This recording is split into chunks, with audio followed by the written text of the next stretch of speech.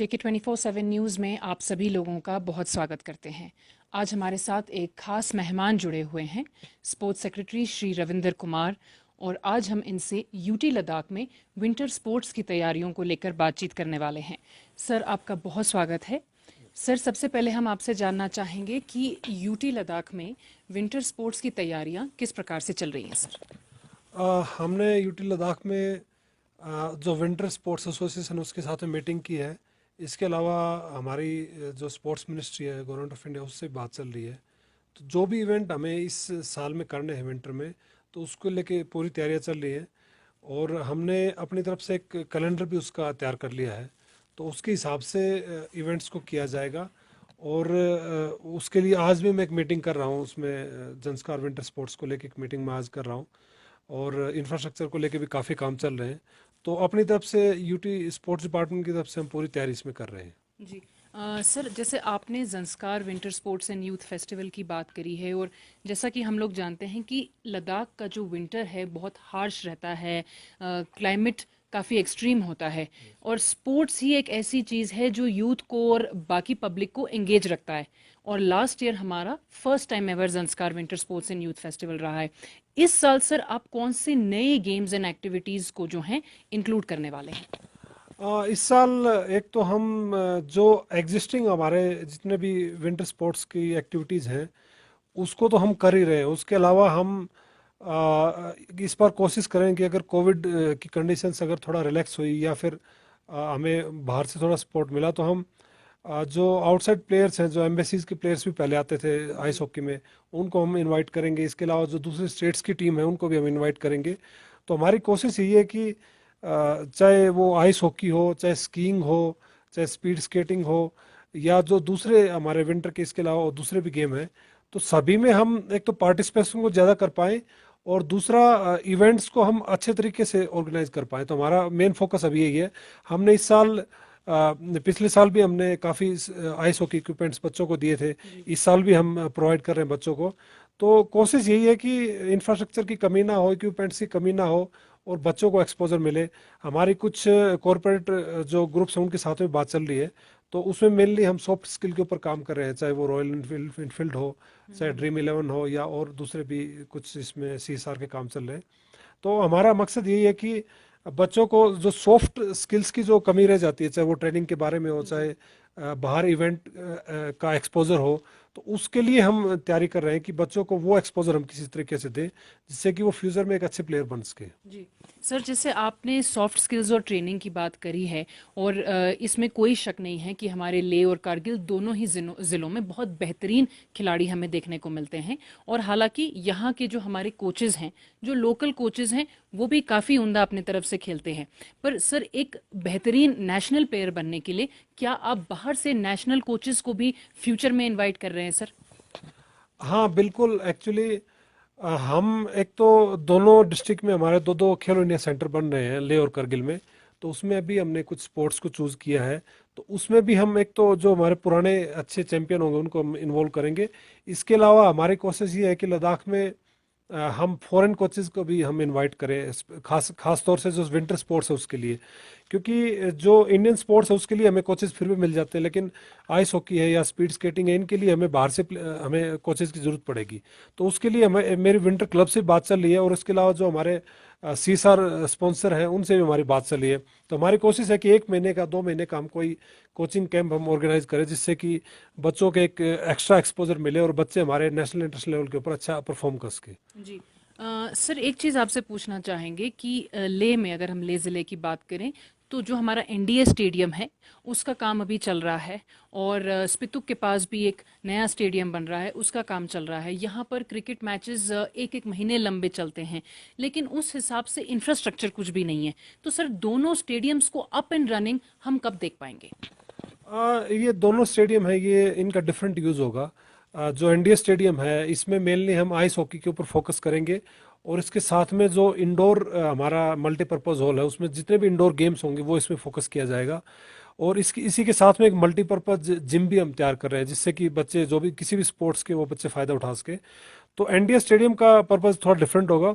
और जो open stadium है जिसमें मेनली फुटबॉल और एथलेटिक्स को टारगेट किया जाएगा उसमें, तो जो ओपन स्टेडियम है जिसमें एथलेटिक और फुटबॉल है वो लगभग तैयार हो चुका है। उसमें अब बच्चे हमारे प्रैक्टिस कर रहे हैं। अब फॉर्मल इनॉग्रेशन में हो सकता है थोड़ा टाइम लगे हमें, लेकिन उसमें फैसिलिटी हम बच्चों को हम प्रैक्टिस के लिए दे रहे, चाहे मैराथन के रनर हो या फुटबॉल में हमारे जो कुछ बच्चे उसमें ट्रेनिंग करते हैं। तो अभी ट्रायल के लिए उनका हम यूज़ कर रहे हैं। और जहाँ तक इंडोर एनडीएस स्टेडियम की तैयार है, ये भी लगभग 15 दिन में तैयार हो जाएगा। तो मुझे लगता है कि अगले 10-15 दिन में हम दोनों स्टेडियम में बच्चे अच्छी प्रैक्टिस कर पाएंगे। जी। सर, जैसा कि आप बता रहे थे कि कोविड-19 के जो केसेस हैं वो अभी काफ़ी उभार पर हैं, तो सर कोविड-19 की गाइडलाइंस और प्रोटोकॉल्स के हिसाब से क्या उस लेवल के और उस हिसाब के मैचेस हम देख पाएंगे सर? पिछली बार भी हमने जो आइस हॉकी के जो कुछ इवेंट्स किए थे और बाकी इवेंट्स भी किए थे, तो उस टाइम काफ़ी रिलैक्सेशन थी और कोविड के केसेस भी हमारी यूटी में मतलब काफ़ी कम थे। इस बार डिपेंड करेगा कि क्योंकि अभी भी 2-3 महीने पड़े हैं, हमारे जो इवेंट्स होंगे वो जनवरी या फरवरी में होंगे मैक्सिमम। तो वो उसके ऊपर डिपेंड करेगा। अदरवाइज इवेंट्स तो हम ऑर्गेनाइज करेंगे। हो सकता है हमारे स्पेक्टेटर की कमी हो, लेकिन इवेंट्स को हम पूरा ऑर्गेनाइज कराएंगे। हमारी जो ट्रेनिंग्स चल रही है वो हमारी पूरे ऑर्गेनाइज होंगी, सिलेक्शंस वगैरह हमारे पूरे होंगे। ये सारी चीज़ों के ऊपर काम किया जाएगा। जी। सर, एक बहुत खास सवाल पूछना चाह रहे हैं आपसे। यूटी बनने के बाद लद्दाख को जो यूटी स्टेटस मिला है, यहाँ से हमारे प्लेयर्स सर नेशनल लेवल के गेम्स में पार्टिसिपेट कर रहे हैं, लेकिन एज सच लद्दाख में हमें नेशनल लेवल के मैचेस और गेम्स कब देखने को मिल सकते हैं सर? इसमें थोड़ा सा हमें टाइम लगेगा, क्योंकि किसी भी नेशनल टूर्नामेंट को ऑर्गेनाइज कराने में काफ़ी एक तो इंफ्रास्ट्रक्चर की ज़रूरत है, फिर उसके बाद में बाकी भी फैसिलिटीज़ की रिक्वायरमेंट है। और यहाँ पर फिर ट्रैवल करना बाहर की टीमों के लिए, फिर वो भी एक्सेसिबिलिटी पे एक इशू है। लेकिन हम जैसे हमारे दोनों स्टेडियम तैयार हो जाएंगे और बाकी इंफ्रास्ट्रक्चर तैयार हो जाएगा, तो हो सकता है अगले 2-3 साल में हम उस स्टेज पे पहुंच जाए कि हम नेशनल किसी भी, चाहे वो आइस हॉकी हो या आर्चरी हो या किसी भी मतलब स्पोर्ट्स को हम नेशनल लेवल पे ऑर्गेनाइज कर पाएँ। तो मुझे लगता है अभी 2-3 साल हमें लगेगा, तब तक हम बाकी चीज़ों के ऊपर काम कर रहे हैं। जी। जी सर, हमारे साथ जुड़ने के लिए बहुत शुक्रिया आपका। हमारे साथ अल्टुआ के प्रेसिडेंट दिलेक्स नमग्याल और अल्टुआ के सीनियर मेंबर्स तंजिन लकपा जी इस वक्त मौजूद हैं। और तंजिन लकपा जी जो हैं बेसिकली ज़ंस्कार से बिलोंग करते हैं और चा कॉन्स्टिट्यूंसी के काउंसलर भी हैं। विंटर सीजन और Zanskar winter sports and youth festival को लेकर आज हम अल्टुआ के प्रेसिडेंट और सीनियर मेंबर से बातचीत करने वाले हैं। आप दोनों का बहुत स्वागत करते हैं। दिलेक्स जी, सबसे पहले आपसे जानना चाहेंगे, आपसे शुरू करते हैं कि इस साल का लद्दाख का सीजन टूरिज्म और टूरिस्ट का रिस्पांस कैसा रहा? शुक्रिया।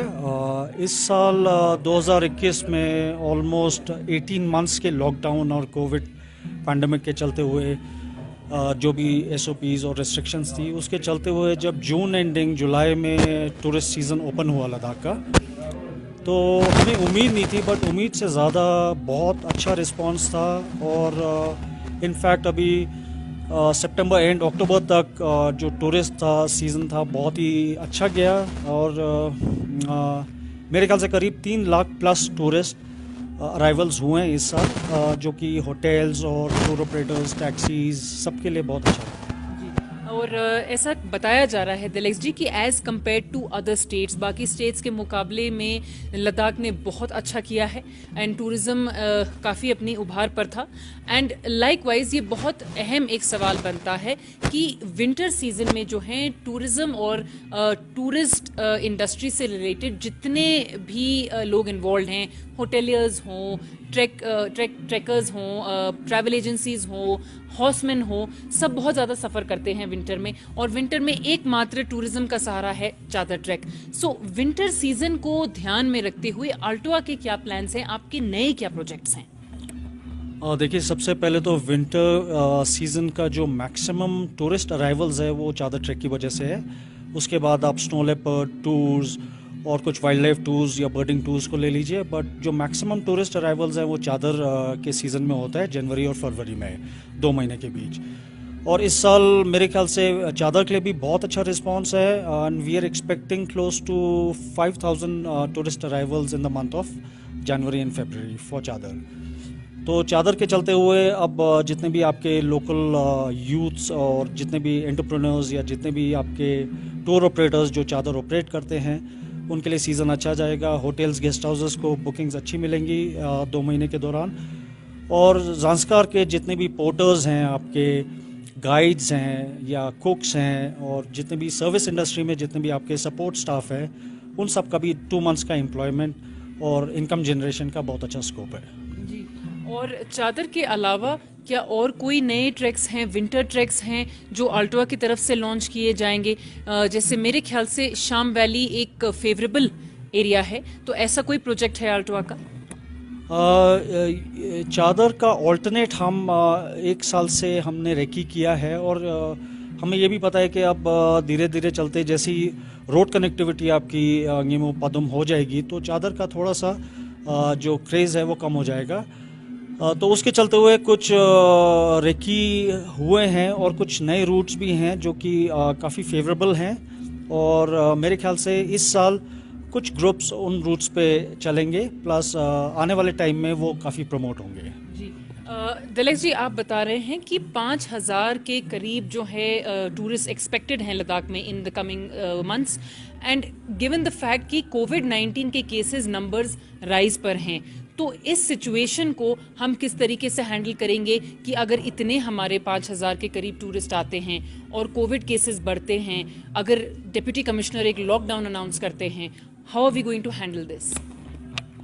Ma'am, I think the first thing is like most of the tourist जितने भी समर सीजन में भी आए थे from respective states, you know, we know के महाराष्ट्र में केसेस थे, गुजरात में कुछ केसेस थे, केरला में केसेस थे, they were tourist who had come from Kerala, but touch wood, due to the tourism arrivals, there was no major spread of COVID pandemic, and tourist के SOPs अभी भी strict सीजन में भी स्ट्रिक्ट थे और आने वाले टाइम में भी रहेंगे जब तक आप डबल डोज वैक्सीनेटेड नहीं हैं। और अगर केसेस यहाँ बढ़ते हैं तो मेरे ख्याल से डिस्ट्रिक्ट एडमिनिस्ट्रेशन SOP थोड़ा और स्ट्रिक्ट कर सकता है, but that will not deter the tourist from coming. And 18+ जैसे कि आपको पता है कि लद्दाख में भी वैक्सीनेटेड हो रखे हैं, तो tour operators, taxi drivers, hotel staff, everyone is vaccinated, so I don't think there is much threat because of Covid. बिल्कुल। दिलेश जी, चादर एक बहुत बड़ा अट्रैक्शन है लद्दाख में, एंड गिवन द फैक्ट कि चादर इज़ अ डिफ़िकल्ट ट्रैक, मुश्किल ट्रैक है, उसको करना भी इतना आसान नहीं है, बहुत सारे इनएक्सपीरियंस्ड ट्रैकर्स भी आ जाते हैं बिना सोचे कि सिचुएशन कैसी होगी। सो रेस्क्यू एक बहुत बड़ा फैक्टर बनता है चादर में, और पहले भी सीजन्स में हमने कई ग्लिचेस देखे हैं, कहीं अप्स एंड डाउन्स हमने देखे हैं, तो इस साल अपनी रेस्क्यू सिस्टम्स को बेटर करने के लिए अल्टोआ कुछ कदम उठा रही है? अभी हमारे 1-2 राउंड हमारे ऑल्टो में जितने भी चादर ऑपरेट करते हैं उनके साथ एक मीटिंग हुआ है, और जल्द ही हम 1-2 दिन में डिस्ट्रिक्ट एडमिनिस्ट्रेशन DC साहब और ऑनरेबल CC साहब के साथ भी मीटिंग करने जा रहे हैं, जिसमें there are some recommendation, some points जो कि will put on the table. बाकी मेरे ख्याल से Chadar in fact has been an exceptional model in terms of conducting adventure tracks, because Chadar ही एक ऐसा ट्रैक था जो कि ऑल्टोआ ने इनिशिएटिव लेके डिस्ट्रिक्ट एडमिनिस्ट्रेशन के साथ, wild life department, tourism department के साथ, और लद्दाख ऑटोनॉमस हिल डेवलपमेंट काउंसिल के सपोर्ट के साथ चादर ट्रैक पे SOPs हमने क्रिएट किए थे, जिसमें कि आपको मैंडेटरी एक्लेमेटाइजेशन सो दैट आपको AMS इश्यूज ना हो, plus there was a health and medical checkup, और medical checkup, pre medical checkup में बहुत सारे लोगों को रिजेक्ट भी किया है जिनको हमने चादर भेजा नहीं है, जिनकी मेडिकल कंडीशन ठीक नहीं थी। Plus rescue and evacuation we assign it to Ladakh Mountain Guide Association and now UTDRF and Army and ITBP. So I think we have good resources at hand, and और वैसे भी देखिए adventure में थोड़ा सा एक रिस्क फैक्टर तो रहता ही है, so if there is no risk and involved in adventure then there is no adventure. So Chadar is difficult, it is challenging, but at the same time Chadar का क्रेज इतना है तो we welcome all trekkers for the Chadar. जी। दिलेश नमग्याल जी, मैं चाहूंगी कि आप आने वाले ट्रैकर्स को और ट्रैवलर्स को अल्टोआ की तरफ से एक मैसेज दें कि वो किस तरीके से अपनी तैयारी और अपने प्रिपरेशंस के साथ आएं ताकि वो लद्दाख को पूरी भरपूर तरीके से एंजॉय कर सकें। इसमें सबसे पहले मैसेज मैं देना चाहूँगा कि आपका फिटनेस लेवल, बिकॉज आप सडनली उठ के चादर ट्रैक करने आएंगे तो वो प्रॉब्लम हो जाएगा। तो एक बेसिक फिटनेस लेवल, एक बेसिक आपको एक्सरसाइज रजीम मेरे ख्याल से अगर आप 10-15 एक महीने पहले भी शुरू कर दे तो you will be able to handle the track much better. Second, apart from your regular exercising and all, I think it is very important to get the right kind of clothing, because चादर आपका -20-25 degrees में operate होता है and it's very cold. So cold is the biggest challenge for the chadar trek, and I think if you have the right equipment and the right clothing, you can do it comfortably. Third है आपका diet is also very important. So please consider कि आप जिस tour operator के साथ भी book कर रहे हैं, जिस कंपनी के साथ भी बुक कर रहे हैं, तो उनका जो आपका मील्स का क्या मेन्यू है, because to do tracks and to do adventure you need good diet also, protein rich diet हो, तो वो सब आपको कंसिडर करना चाहिए. Apart from that I think there are 2 more factors that don't take chadar very lightly, and secondly, please respect the environment, do not litter, and we will be imposing strictly this year the weight in weight out measure for the chadar trek, which means that any tourist who's going for the chadar trek, there'll be a check post where जितने भी वो सामान लेके जा रहे हैं खाने पीने का वो वे होगा, और ऑन रिटर्न अगर उनके पास जैसे टिन के 10 डब्बे हैं या मैगी इतने पैकेट्स लगे हैं, वो पैकेट अगर वो वापस नहीं लेके आएंगे तो शुरू में हम एक उनसे advance token money security deposit कर लेंगे, और अगर वो वेस्ट अपना पूरा लेके नहीं आते हैं तो उनको फाइन होके उसी में से, और या एक्स्ट्रा फाइन भी हो सकता है. तो weight in weight out measure, because we want to secure the Chadar and fragile, save the fragile ecosystem. So chadar has a lot of stress already, and it's our duty, our responsibility to preserve it. So I request all the tourists and the trekkers who come for chadar to please respect the environment. Dilesh ji, हमारे साथ जुड़ने के लिए बहुत शुक्रिया. स्तंजिन लकपा जी, आपसे अब हम बात करेंगे. आप अल्टवा के बहुत सीनियर मेंबर हैं, तो सबसे पहले मैं आपसे ये पूछना चाहूँगी कि इतने सालों में आपने अल्टवा में, जब आप शुरुआत में मेंबर बने होंगे और आज आप लोगों की एक जनरल बॉडी मीटिंग भी थी, तो इतने सालों में आपने अल्टवा में क्या चेंजेस देखे हैं और प्रोग्रेस को आप किस तरीके से समझते हैं कि कितना अच्छा आप लोगों का प्रोग्रेस हुआ है? जी नमस्कार. तो शुरुआत में जो हमारा जो अल्टवा का जो मेंबर का जो नंबर्स था वो काफ़ी लिमिटेड था, तो बाहर से जितने ट्रैवल एजेंट आते थे वो और रूल करते थे, तो प्रोफेशनलिज्म मैनर में सब कुछ ऑर्गेनाइज नहीं होता था. इतने सालों में मैंने देखा लद्दाखी जो अभी एंटरप्रेन्योर्स जो ट्रैवल लाइन में आए हैं वो काफ़ी डेवलप हुए, अभी काफ़ी प्रोफेशनल हो गया सभी. तो मुझे आज की मीटिंग में ये देखने को मिला कि बहुत सारे मेंबर हमारा बढ़ गया है, कैरिंग कैपेसिटी हमारा बहुत ज़्यादा हो गया है, तो बहुत ही अच्छी चीज़ हुआ है. तो अभी देखिए मिसाल के तौर पर आप हमारा जो चादर ट्रैक है उस वक्त लिमिटेड हम 2-4 लोग ट्रैवल एजेंट ही हैंडल करते थे, हमने इंट्रोड्यूस किया था मार्केट में. तो लेकिन आज देखेंगे आप तकरीबन 40-50 ट्रैवल एजेंट इसी प्रोडक्ट को सेल करके इसी पे काफ़ी मुनाफा कमा के तो अपने लिवलीहुड को वो ये कर रहे हैं. तो वो बहुत अच्छी चीज़ है, और आने वाले दिनों में भी मुझे पूरा भरोसा है कि लद्दाख की जो न्यू जनरेशन है वो ज़्यादा इफ़िशेंट और ज़्यादा प्रोफेशनल के साथ हैंडल कर पाएंगे. और टूरिस्ट का जो नंबर ऑफ़ टूरिस्ट इतना पहले जितना होते थे, हम लोग बोलते थे 50,000 1 लाख आ गया तो बहुत कुछ सोचते थे. तो आप खुद देख सकते थे इस साल कोविड के इसमें 3 लाख प्लस आया, तो वो बहुत बड़ी चीज़ है हमारे लिए. तो उस हिसाब से हमारा उसमें काम करने वाले एम्प्लॉयमेंट जनरेशन भी बहुत बढ़ गया है. Travel agent, hotels, taxis, guest house सब कुछ बढ़ गया है, तो बहुत अच्छी चीज़ है. आने वाले दिनों में मेरे ख्याल से बहुत अच्छा होगा. लेकिन एक चीज़ का सबको ख्याल रखना पड़ेगा कि हमारे इकोसिस्टम को थोड़ा डिस्टर्ब ना हो, उसको थोड़ा सा केयरफुली वेस्ट मैनेजमेंट का प्लान प्रॉपरली हो. तो हमारा जितने भी स्टेक होल्डर है, होटल एसोसिएशन हो, ट्रैवल एजेंट हो या जितने भी हो इस टाउन में, तो सबके साथ जॉइंट मीटिंग चल रहा है, जॉइंट प्रोग्राम बन रहा है. इन चीज़ों को ख्याल रखें. ग्लोबल वार्मिंग का इफेक्ट भी काफ़ी लद्दाख को देखने को मिला है. तो अभी मैं एक एज ए एग्जांपल बोलूँगा आपको, चादर ट्रैक का जब शुरुआत में था तो वो होता था 9 दिन का ट्रैक, तो वहाँ पे मीन्स ऑफ रिटर्न कोई फ्लाइट नहीं आता था. तो यू हैव टू, बिकॉज चादर का एक एक्सपीडिशन है, तो चादर का एक थीम है और एक्सपीडिशन का एक थीम होता है, आपको कंप्लीट करना है.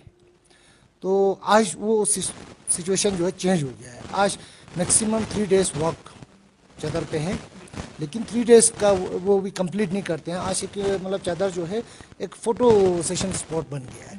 तो ये सारा चीज़ें अभी चेंजेस आ रहा है, लेकिन इसी चीज़ को हम लेके आज भी मीटिंग में डिस्कस हुआ, इसको कैसे हम सही ढंग से इस थीम को हम प्रिजर्व करके रिवाइव करके तो सही ढंग से चलाएं। तो बहुत अच्छा चल रहा है। तो चादर का अभी अल्टरनेट का हमारे प्रेसिडेंट साहब ने बोला, अल्टरनेट रूट्स भी हमने तैयार करके रखा हुआ है। तो इन केस 2-4 साल में हमारा रोड बन जाएगा, वो बनना भी बहुत ज़रूरी है नेशन के लिए, हमारे इलाके के लिए। तो at the same time to keep winter tourism we have opted new Chadar route which will start in between Chadar, the same route, and will come back to Sokar Lake. So वो successfully हमने recce कर दिया है, group भी भेजा है 2-4। तो वो मतलब टूरिस्ट के लिए, विंटर टूरिज्म के लिए वो सारा रूट ओपन रहेंगे। और एक्सट्रीम एडवेंचर का जो लवर्स होते हैं उनके लिए अभी बहुत सारे रोड खुलने के लिए लद्दाख में वो पोटेंशियल्स है, अभी उसका चिंता नहीं है। विंटर टूरिज्म को हम सस्टेन कर पाएंगे। विंटर फेस्टिवल्स होते हैं, उनका भी काफ़ी प्रोग्राम पहले भी अल्टोआ ने सेल किया है, जैसे मारो नागरंग है। तो बहुत सारे मोनेस्टिक फेस्टिवल भी विंटर में होता है, हमारा स्पितुक गुस्तौर है। तो ये सारा चीज़ें अभी मतलब वो आउट ऑफ द वे बहुत ही अच्छा एक चीज़ हो रहा है। जी जी जी जी। आपने विंटर फेस्टिवल्स की बात करी है तंजिन लगपा जी, और आप बेसिकली जंस्कार से बिलोंग करते हैं। और लास्ट ईयर जो हमने first ever Zanskar winter sports and youth festival inaugurate हुआ है, शुरू हुआ है, और हमने स्पोर्ट्स सेक्रेटरी श्री रविंद्र कुमार जी से भी इस सिलसिले में बात करी है कि इस साल Zanskar winter sports and youth festival में क्या चेंजेस और क्या नई एक्टिविटीज़ वो लोग लाने वाले हैं। तो आपसे मैं जानना चाहूँगी कि आप के पॉइंट ऑफ व्यू से आप क्या सोचते हैं कि इस साल के फेस्टिवल में हमें नया क्या देखने को मिलेगा, और यूटी एडमिनिस्ट्रेशन इस साल फेस्टिवल को किस तरीके से कंडक्ट करेगी। तो Zanskar winter youth sports festival को लेके मैं सबसे पहले धन्यवाद देना चाहूँगा हमारे member parliament MP Jamyang Shri Namgyal ji को, हमारे एलजी साहब को, फिर हमारा youth and sports secretary Ravindra Kumar ji को, और हमारे डिस्ट्रिक्ट एडमिनिस्ट्रेशन करगिल के और ज़ांस्कर के लोकल एडमिनिस्ट्रेशन। क्योंकि लास्ट ईयर जो हमने 13 डेज़ का फेस्टिवल ऑर्गेनाइज़ किया था, वो हमने 16 डेज़ में कंप्लीट ऑर्गेनाइज़ कर दिया था। क्योंकि डिसीजन ऑर्गेनाइज़ करने का डिसीजन जो है काफ़ी लेट लिया गया था, वो अचानक, क्योंकि फर्स्ट टाइम हो रहा था। तो फिर भी इतना सक्सेसफुली हमने इसको ऑर्गेनाइज किया, बहुत ही अच्छे ढंग से चला। इसका कवरेज जो इंटरनेशनल लेवल पे किया है। इंटरनेशनल माउंटेन अल्पाइन क्लब्स जितने भी है वो लोग सारे इन्फॉर्म्ड है। एंड आने वाले दिनों में हम चाहते हैं कि जितने भी विंटर स्पोर्ट्स और विंटर टूरिज़्म का जितना भी माउंटेन क्लब्स है दुनिया में, उनको यूटी प्रशासन के साथ इसी चीज़ को क्लब करके ये करे।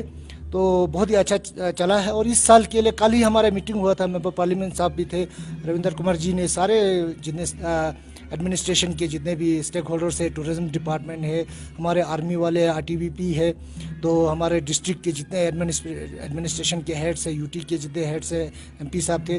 तो ये कल उन्होंने टेंटेटिव प्रपोज किया है कि by 5 December they are going to make a fix calendar for every year, and accordingly, because it is related with youth sports and tourism, so they are clubbing both these subjects, and the dates will remain same every year, so that the people in the tourism market, they could plan out 1 year prior or 2 year prior, so that there is no changes, no confusion in between. तो मेरे ख्याल से December 1st week में वो calendar निकल के आ जाएंगे। और the tentative date has been fixed from 20th January to 20th February. So 1 month it will go on. So it is a very good thing, क्योंकि जो ट्रैवल विंटर टूरिज्म के लिए जो ट्रैवल एजेंट एक प्रोडक्ट अपना क्योंकि अलग अलग एक्सपर्टीज है इस फील्ड का, तो कोई स्नो लेपर्ड्स का प्रोग्राम बनाएंगे, कोई एक स्पोर्ट्स पर्टिकुलर स्पोर्ट्स का बनाएंगे, चाहे आइस स्केटिंग का हो, इंटरनेशनल लेवल का उनका क्लब हो, जो भी हो, या कोई आर्चरी का हो, कोई वॉलीबॉल का हो, कोई स्नो स्कीइंग का हो। क्योंकि यूरोप में, अमेरिकास में वो स्नो स्कीइंग का इतना क्रेज है, इतना मार्केट बड़ा है। तो we are thinking to club all these things. और अलग अलग डेज में अलग अलग अकॉर्डिंग टू द एक्सपर्टीज उनका जो प्रोडक्ट है उस हिसाब से 1 महीना कम से कम ये चलते रहे। और हमने रिक्वेस्ट किया है यूटी प्रशासन से, हमारे गवर्नर साहब से, एमपी साहब से, रविंदर जी से भी कि हमारा जो आउटसाइड जो भी टूरिस्ट आएंगे उनको वन वे कम से कम चादर करके जाता है तो वे बैक में उनको सब्सिडाइज रेट में एक हली इवैक्यूएट करे या कोई सर्विस ऐसा कुछ हो। हाँ, इमरजेंसी के लिए यूटी प्रशासन ने अभी चॉपर रखे हुए हैं in case of emergency and all this, मगर this is not subsidise for tourist, तो लोकल के लिए सब्सिडाइज पे है। तो इन सारी चीज़ों को लेके अभी ये प्रोग्राम चल रहा है, हमें पूरा उम्मीद है कि ये बहुत ही सक्सेसफुल रहेंगे और ये पूरा लद्दाख के लिए एक विंटर टूरिज्म का एक बूस्ट मिलेगा। और जैसा कि आप लोगों ने सुना है, हमने स्पोर्ट्स सेक्रेटरी श्री रविंद्र कुमार जी के साथ भी बात करी है, आल्टुआ प्रेसिडेंट और आल्टुआ के सीनियर मेंबर्स तंजिन लकपा जी के साथ भी हमने बात करी है। इससे हमें यही पता चलता है कि लद्दाख में आने वाला विंटर सीजन पहले के विंटर सीजन्स से काफ़ी अलग होने वाला है। चाहे हम ट्रैक्स की बात करें, विंटर फेस्टिवल्स की बात करें या हम विंटर गेम्स की बात करें, रिफॉर्म्स आ रहे हैं, न्यू रेस्क्यू सिस्टम्स आ रहे हैं और लद्दाख जो है एक हॉट टूरिस्ट डेस्टिनेशन बनकर सामने निकल के आ रहा है। और स्पोर्ट्स पर्सनालिटीज़ के लिए भी आने वाले सालों में, आने वाले महीनों में बहुत ऑप्शंस हैं और बहुत रिसोर्सेज भी यहाँ पर हैं जो स्पोर्ट्स यूथ जो लद्दाख की यूथ है जो स्पोर्ट्स से जुड़ी हुई है उनके लिए भी बहुत ज़्यादा स्कोप है। नए नए इंफ्रास्ट्रक्चर्स भी हमें जो है देखने को मिल रहे हैं। बने रहिए, ऐसे कार्यक्रम आप लोगों तक लगातार पहुंचाते रहेंगे। स्तानजिन दोरजे के साथ मैं जैनब संधू, JK 24/7 न्यूज़ के लिए लेह लद्दाख से।